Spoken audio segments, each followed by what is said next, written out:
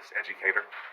Artist educator? Yeah, so, I hold after-school programs for youth, basically.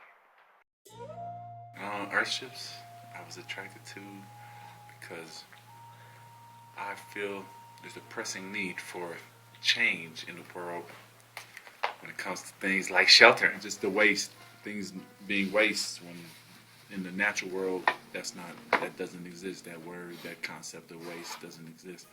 So yeah, I was drawn to Earthships a few years ago because of that feeling. It's kind of by word of mouth, really. I don't remember the exact way I found out about it. It was just kind of naturally flowed into my life. So I'm going to, obviously, part of the plans is to build a house to live in, Earthship to live in, but also to open up visitor center in Denver. That's the priority at this moment. I see this as a service to the world, and that's more pressing than actually making myself comfortable, even though that would be nice to be comfortable.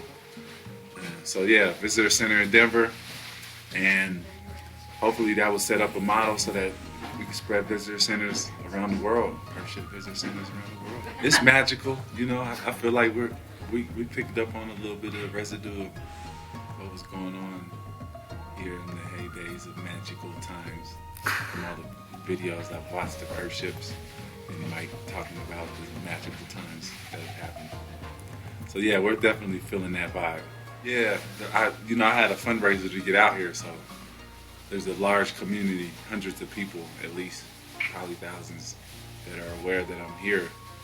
So I'm posting things on the Facebook, and I got an email list of people, about 200 people that I'm emailing every few days, every week, about sending pictures and updates.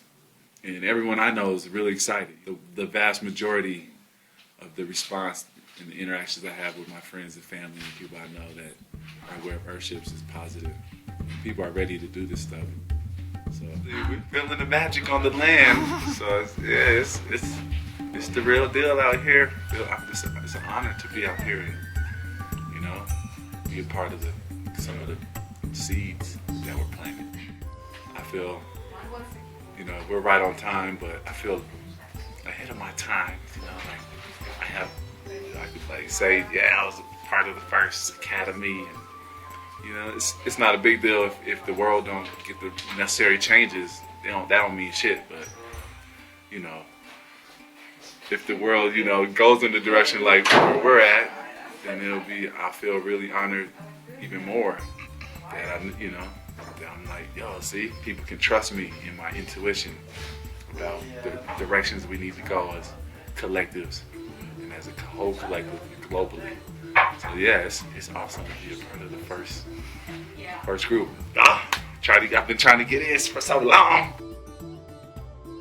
I feel like I have a little bit more confidence and a grip on common sense with just within construction, just knowing some of the lingo has opened me up to new conversations that I had. I went back to Denver for a weekend in the middle of this, and I had a few conversations that I wouldn't have had if I wasn't here. So it's definitely making an impact, and I'm looking forward to being more competent with building shelter.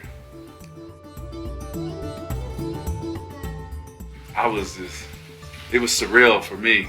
Just basically, it's surreal.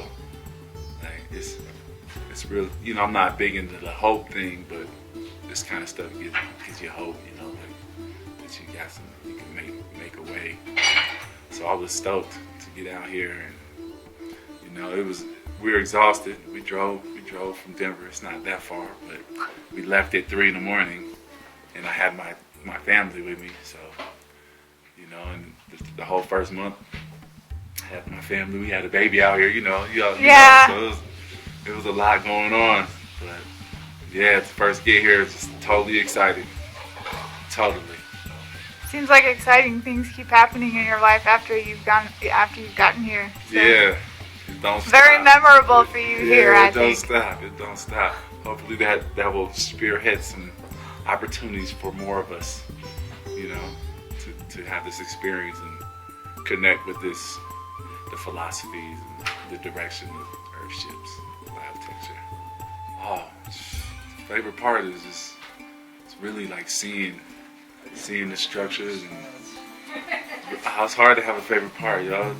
The people, you know, like everything is like it's synergized into this being, this creature, the Earthship creature that's bigger than all the Earthships, but it is the Earthships. It's like that's what it is. Just learning about the systems and seeing things applied, building a footer. That's awesome to me because I haven't done it before. Yeah, new, Yeah, brand new. Yeah. I say this is raw here, you know, and that's what we need. We need that raw stuff, not that watered down, you know, approach to life. We need a raw approach to life.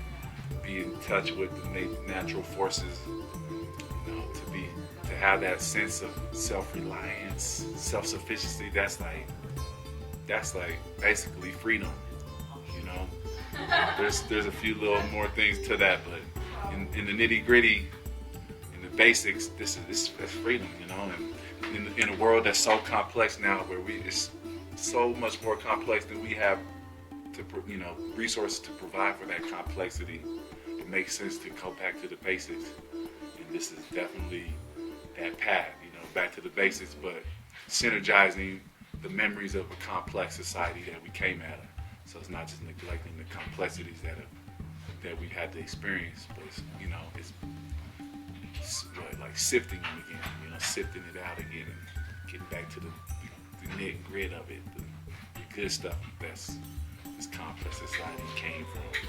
So yeah, get back to the basics, yo. Awesome. You know? Thanks a lot. Yeah. And I'll let you get back to your kimchi. Okay, you know, yeah, food, clothes, Yeah. shelter, clean water, clean air, you know, thermal mass, heating and cooling. That's where it's at.